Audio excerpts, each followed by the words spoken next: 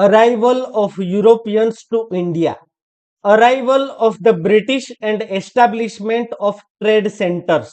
भारत में यूरोपियंस का आगमन, अंग्रेजों का आगमन और व्यापारी केंद्रों की स्थापना।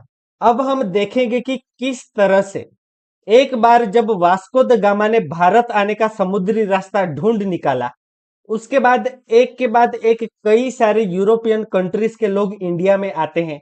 तो यहाँ पर हम इन यूरोपियन कंट्रीज के भारत में आगमन के बारे में चर्चा करेंगे। उसके अलावा मेनली हम ब्रिटिशर्स के बारे में डिस्कशन करने वाले हैं कि वो किस तरह से कब इंडिया में आए और किन किन जगहों पर उन्होंने अपने ट्रेड सेंटर्स यानी कि अपने व्यापारिक केंद्र शुरू किए थे। The Portuguese were the first to arrive in India for the trade after the discovery of the sea route to India. Portugal के जो पोर्टुगीज लोग थे वो यूरोप से भारत तक पहुंचने वाले सबसे पहले लोग थे, क्योंकि भारत आने के समुद्री रास्ते की खोज Portuguese seller Vasco the gamma ने की थी। तो जाहिर सी बात है कि सबसे पहले यहाँ पर पोर्टुगल के लोग ही पहुंचेंगे। तो पोर्टुगीज सबसे पहले यूरोप से भारत में व्यापार के लिए आए थे। Within a span of 100 years, the Portuguese took control of several territories like Diu, Daman, Goa, Cochin, Malacca, etc. तो जैसा कि आप यहाँ पर पिक्चर्स में देख सकते हैं कि जब वास्को द गामा सबसे पहली बार इंडिया में पहुंचता है कैलीकट पोर्ट पे, उसके बाद तो कई सारे पोर्टुगीज लोग इंडिया में आने लगे और धीरे धीरे यहाँ पर उन्होंने व्यापार और ज्यादा बढ़ाया। उसके साथ साथ उन्होंने कई सारे प्रदेशों को जीतना भी शुरू किया और करीबन पहले ही 100 सालों के समय काल के दौरान, पहले ही 100 सालों में उन्होंने दीव, दमन, गोवा, कोचिन और मलाक्का जैसे कई सारे प्रदेश जीत लिए। जैसा कि आप यहाँ पर मैप में भी देख सकते हैं कि जो काफी सारे इंपॉर्टेंट प्लेसेस हुआ करते थे, दीव, दमन, गोवा और कोचिन, जो कि इंडिया के वेस्टर्न कोस्ट के पार्ट हुआ करते थे। भारत का जो पश्चिमी किनारा है, तो पश्चिमी किनारे पे ये काफी सारे शहर बसे हुए थे जिनको पोर्टुगीजों ने जीत लिया था और वहां पर अपना अधिकार करके अपना शासन शुरू कर दिया था। Inspired by the Portuguese success in trade, the Dutch from Holland and the Danish from Denmark arrived in India for trade. और क्योंकि जब पोर्टुगीज सबसे पहले इंडिया में आए तो वे यहाँ से काफी सारी चीजें खरीदते थे और वे ले जाकर यूरोप में बेच दिया करते थे। अब यूरोप में वो सारी चीजें काफी ज्यादा महंगे दामों पे बिकती थी, क्योंकि यूरोपियंस को इंडियन स्पाइसेस, यहाँ का मसलिन, सिल्क क्लॉथ, इन सारी चीजों की बहुत ज्यादा जरूरत थी। तो इससे पोर्टुगीज काफी सारा मुनाफा कमा रहे थे, उन्हें बहुत फायदा हो रहा था इस व्यापार से। तो वहां यूरोप में और कंट्रीज के लोग भी देखते थे कि अगर पोर्टुगीज लोग इतना ज्यादा कमा रहे हैं तो क्यों ना हम भी अपने देश से लोगों को भेजें, व्यापारी वहां के इंडिया में जाए और वो वहां से चीजें खरीदे और यूरोप में लाकर बेचे। तो पोर्टुगीजों की व्यापार में इस सक्सेस को देखकर उनके बाद डच, जो कि नेदरलैंड, जिसे कि हॉलैंड के नाम से भी हम जानते हैं, वहां से इंडिया में आते हैं। और उसके अलावा जो डेनिश लोग थे, जो कि डेनमार्क कंट्री है वहां के लोग थे, वो भी उनके बाद इंडिया में व्यापार के लिए पहुंचते हैं। सबसे पहले आप यहाँ पर डच ईस्ट इंडिया कंपनी का लोगो देख सकते हैं, जो कि कुछ इस तरह का हुआ करता था। उसके बाद दूसरे मैप में आप डेनिश जो सेटलमेंट्स थी इंडिया में, तो सबसे पहले जब डेनमार्क के डेनिश आए थे तो उनके भी कुछ इंपॉर्टेंट ट्रेड सेंटर्स हुआ करते थे, जैसे कि ट्रेंक्वे बार आप सबसे पहले देख सकते हैं। ट्रेंक्वे बार में डेनिश सेटलमेंट्स हुआ करती थी। उसके अलावा मसूलीपट्टनम, केलिकट और मोस्ट इंपॉर्टेंटली बंगाल के सीरमपुर में भी डेनिश सेटलमेंट हुआ करती थी। The English traders established the East India Company to carry out trade with India in 1600 AD, when Queen Elizabeth of England gave the permission to the East India Company to carry out trade with the eastern countries, the first ship under the leadership of Captain William Hawkins arrived in Surat. तो Europe से ये जो सारे countries आ रहे थे, पहले Portuguese आए, फिर डच आए, फिर डेनिश आए, तो इन सबको देखकर एक समय पर जो ब्रिटिशर्स थे यानी कि जो इंग्लैंड के लोग थे, तो वहां के व्यापारियों ने भी अपनी एक कंपनी बनाई और उसे नाम दिया ईस्ट इंडिया कंपनी। तो ये जो ब्रिटिश ईस्ट इंडिया कंपनी की इंग्लैंड में शुरुआत हुई थी, सबसे पहले उसमें 24 बोर्ड ऑफ डायरेक्टर्स हुआ करते थे। और ईस्वी सन 1600 में जो ब्रिटेन की क्वीन थी, क्वीन एलिजाबेथ, उनके द्वारा जब ब्रिटिश ईस्ट इंडिया कंपनी को परमिशन दे दी जाती है कि वो यूरोप से निकलकर जो पूर्व के देश हैं, आप वर्ल्ड मैप में देखो तो इंडिया और हमारे जो आसपास के काफी सारे कंट्रीज है, ये पूर्व दिशा में आते हैं। जबकि जो यूरोपियन कंट्रीज है, उसके अलावा जो अमेरिका है, वो वेस्ट में आता है। तो पूर्व दिशा में आप देखो तो सूर्योदय भी पहले होता है, सनराइज पहले होता है। सबसे पहले पूर्व में आप देखो तो जापान है, जापान में सबसे पहले सनराइज होता है। उसके अलावा हम देखते हैं रशिया, चाइना, इंडिया। तो ये जो सारे कंट्रीज थे, तो इन्हें ईस्टर्न कंट्रीज कहा जाता था, यानी कि वे पूर्व के देश कहे जाते थे। जबकि जो यूरोप है, जहां पर पोर्टुगल, स्पेन, इंग्लैंड, उसके अलावा उससे आगे आप जाओ तो जो अमेरिकन कॉन्टिनेंट है, तो अमेरिका और यूरोप जैसे जो कॉन्टिनेंट्स है, ये वेस्टर्न दिशा में यानी कि पश्चिम दिशा में आते हैं। तो ईस्वी सन 1600 में इंग्लैंड की महारानी क्वीन एलिजाबेथ के द्वारा ब्रिटिश ईस्ट इंडिया कंपनी को परमिशन दे दी जाती है ईस्टर्न कंट्रीज के साथ व्यापार करने के लिए। और उसके बाद जो ब्रिटिश ईस्ट इंडिया कंपनी थी, उसकी फर्स्ट शिप, उनका पहला जहाज, under the leadership of captain William Hawkins, जिस जहाज को कैप्टन विलियम हॉकिंस लीड कर रहे थे, वो यूरोप से, इंग्लैंड से निकलकर सबसे पहली बार इंडिया में सूरत में पहुंचता है। तो विलियम हॉकिंस इंडिया में सबसे पहली बार ईस्वी सन 1608 में आए थे। और ब्रिटिश ईस्ट इंडिया कंपनी का भी मेन मोटिव यही था कि वो इंडिया में ज्यादा से ज्यादा व्यापार करके ज्यादा से ज्यादा मुनाफा कमाना चाहते थे। But due to the dominance and opposition from the Portuguese, they were not allowed to establish their trade there. पर जब ब्रिटिश ईस्ट इंडिया कंपनी के लोग इंडिया में पहुंचते हैं, तो पोर्टुगीज तो यहाँ पर ऑलरेडी पहले से कई सारे सालों से अपना व्यापार ऑलरेडी एस्टेब्लिश कर चुके थे। आप देखो यहाँ पर ईस्ट इंडिया कंपनी के लोग ईस्वी सन 1600 में यहाँ पर आते हैं, जबकि वास्को द गामा तो सबसे पहले 1498 में आया था। यानी कि करीबन ईस्वी सन 1500 के आसपास पोर्टुगीज के लोगों का इंडिया में व्यापार शुरू हो चुका था। तो पोर्टुगीजों के आने के बाद करीबन 100 सालों के बाद ब्रिटिश ईस्ट इंडिया कंपनी के लोग इंडिया में आते हैं। पर तब तक तो क्योंकि पोर्टुगीज अपना व्यापार बहुत ज्यादा बढ़ा चुके थे, एक तरह से उनका वर्चस्व हो गया था, वो काफी ज्यादा पैसा कमाते थे। और वो पैसे से वो यहाँ के जो इंडियन किंग्स थे, स्पेशली जो मुगल रूलर्स हुआ करते थे, उनको काफी ज्यादा पैसा भी देते थे टैक्स के रूप में। तो मुगल शासकों के साथ भी उनके अच्छे संबंध थे। तो जब विलियम हॉकिंस इंडिया में आए, तो आप यहाँ पर देख सकते हैं विलियम हॉकिंस जहांगीर के दरबार में जाते हैं कि उन्हें भी यहाँ पर इंडिया में व्यापार करने की परमिशन मिल सके। पर क्योंकि पोर्टुगीजों का बहुत ज्यादा यहाँ पर वर्चस्व बन चुका था, और पोर्टुगीज नहीं चाहते थे कि ब्रिटिश ईस्ट इंडिया कंपनी को यहाँ पर व्यापार करने की परमिशन मिले, जिसकी वजह से Jahangir British east India company के लोगों को इंडिया में व्यापार करने के लिए परमिशन देने से मना कर देते हैं। But finally the East India company goat the permission from the Mughal emperor Jahangir, and thus the British East India Company established its first trade center कोठी in सूरत in 1613। तो सबसे पहले 1608 में जब विलियम हॉकिंस ने परमिशन मांगी, तब तो जहांगीर ने मना कर दिया, क्योंकि पोर्टुगीजों का तब तक काफी ज्यादा वर्चस्व हो चुका था, उसके राजा के साथ भी संबंध अच्छे थे। पर ईस्वी सन 1612 में जब एक ब्रिटिश जहाज सूरत में पहुंचता है, तो पोर्टुगीज उसे रोकने की कोशिश करते हैं, जिसकी वजह से 1612 में 1612 में सूरत के पास स्वाली नामक एक जो गांव था, वहां पर पोर्टुगीज और ब्रिटिशर्स के बीच में लड़ाई हो गई थी।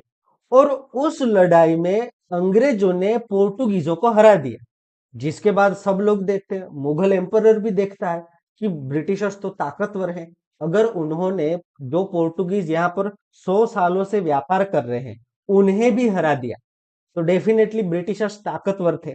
तो उसके बाद मुगल एम्परर अंग्रेजों की ताकत को समझ जाते हैं, जिसके बाद फाइनली 1613 में 1613 में मुगल एम्परर जहांगीर ने परमिशन दे दी ब्रिटिश ईस्ट इंडिया कंपनी को भारत में अपना व्यापार शुरू करने की।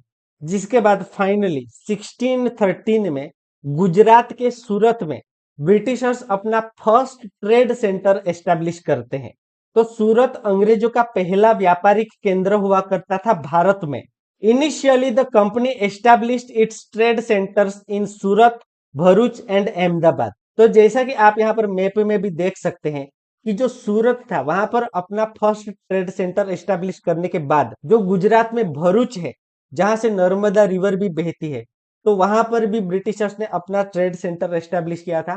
उसके अलावा अहमदाबाद में भी उनका ट्रेड सेंटर हुआ करता था।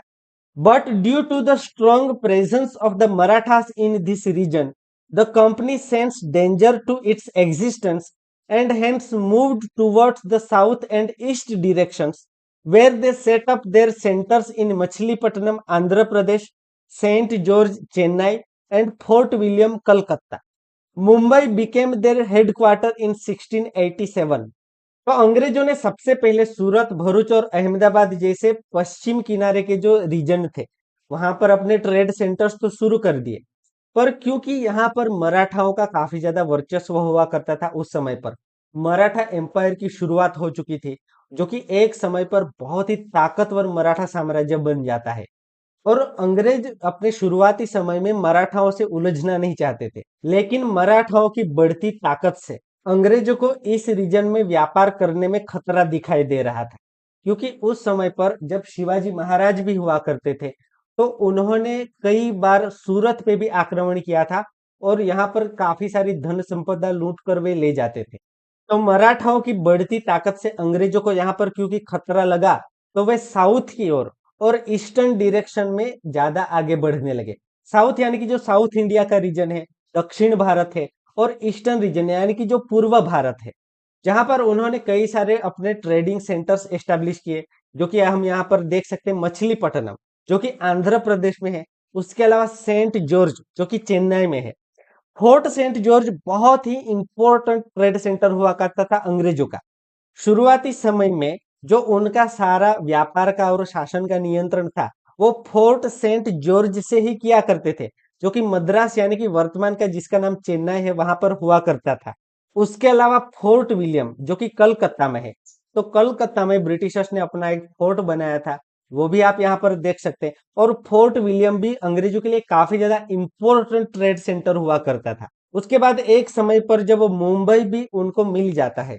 वैसे मुंबई पर पहले पोर्टुगीजों का अधिकार था, पर जब ब्रिटेन के राजा की शादी पोर्टुगीज प्रिंसेस के साथ होती है, तो पोर्टुगीज दहेज के रूप में मुंबई जो था वो अंग्रेजों को दे देते हैं।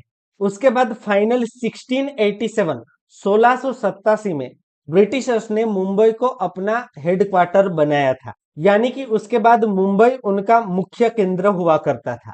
The French east India company arrived in India for trade in 1668 and eventually set up their trade centers in Mahe, Karaikal, Pondicherry, Chandranagar and Machilipatnam etc. तो पोर्टुगीज, डच, डेनिश और ब्रिटिशर्स के बाद French east India company India में व्यापार करने के लिए आती है 1668 में, और समय के साथ उन्होंने इंडिया में कई सारी जगह पर अपने ट्रेड सेंटर्स एस्टेब्लिश कर दिए थे, जो कि आप यहाँ पर मैप में देख सकते हैं। यहाँ पर जितने भी फ्रेंच ट्रेड सेंटर्स के नाम दिए गए हैं ये काफी ज्यादा इंपॉर्टेंट है, क्योंकि 1668 में इंडिया में आने के बाद फ्रेंच लोगों ने ये जिन भी जगहों पर अपने ट्रेड सेंटर्स एस्टेब्लिश किए थे, इन सब जगहों पर हमारे देश के आजाद होने के समय तक फ्रेंच लोगों का ही शासन हुआ करता था। जैसे कि आप यहाँ पर मैप में भी देख सकते हैं, माहे, कराईकल, पोंडिचेरी, चंद्रनगर जो कि वेस्ट बंगाल में है, और मछलीपट्टनम। तो इन सारी जगहों पर फ्रेंच ईस्ट इंडिया कंपनी ने अपने व्यापारी केंद्र शुरू किए थे। आप यहाँ पर फ्रेंच ईस्ट इंडिया कंपनी का फ्लैग भी देख सकते हैं। उसके अलावा पोंडिचेरी, जो कि फ्रेंच लोगों का बहुत ही इंपॉर्टेंट ट्रेड सेंटर हुआ करता था, वहां पर रहकर उन्होंने काफी सारे कॉइन्स भी इश्यू किए थे, वो भी आप यहाँ पर देख सकते हैं। In the 18th century, the English and the French were constantly busy establishing their rule in the entire world and conquering more territories. तो 18th सेंचुरी का ये जो समय था, उस वक्त अंग्रेज और जो ये फ्रेंच थे, ये दुनिया भर के कई सारे देशों में अपना शासन वहां पर शुरू हो, उसके लिए कॉन्स्टेंटली काफी सारी जगहों पर लड़ रहे थे। तो 18th सेंचुरी में जो अंग्रेज थे और ये जो फ्रेंच थे, ये दुनिया भर में काफी सारी जगहों पर अपना शासन शुरू करना चाहते थे। वे कई सारे देशों में, कई सारे कॉन्टिनेंट्स में व्यापार के लिए गए थे और वहां पर वे अपना शासन शुरू करने का प्रयास कर रहे थे।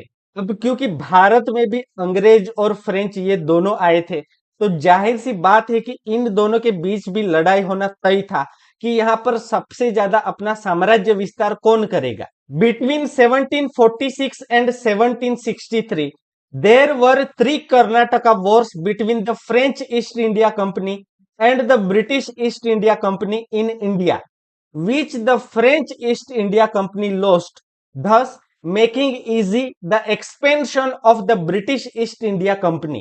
तो 1746 से 1763 के बीच में भारत में अंग्रेजों और फ्रेंच लोगों के बीच में 3 कर्नाटका वॉर्स लड़े जाते हैं। जो कर्नाटिक रीजन हम देखते हैं इंडिया में, वहां पर फ्रेंच और अंग्रेजों के बीच में काफी वर्षों तक युद्ध चलता है, साउथ इंडिया के रीजन में अपना वर्चस्व बढ़ाने के लिए। उस समय पर फ्रेंच गवर्नर जनरल ड्यूप्लेक्स हुआ करते थे। उन्होंने मैसूर के हैदर अली, उसके अलावा जो डेक्कन के रूलर्स थे, उन सब के साथ मिलकर अंग्रेजों के खिलाफ काफी जंग लड़ी। लेकिन अंत में यह तीनों कर्नाटका वॉर्स में फ्रेंच ईस्ट इंडिया कंपनी हार जाती है ब्रिटिश ईस्ट इंडिया कंपनी के सामने। और उसके बाद फ्रेंच लोग अपनी ताकत, अपना व्यापार और अपना साम्राज्य इंडिया में और ज्यादा नहीं बढ़ा पाते, क्योंकि उनके अंग्रेजों के साथ, उसके अलावा एक समय पर डच लोगों के साथ भी काफी ज्यादा संघर्ष चल रहे थे।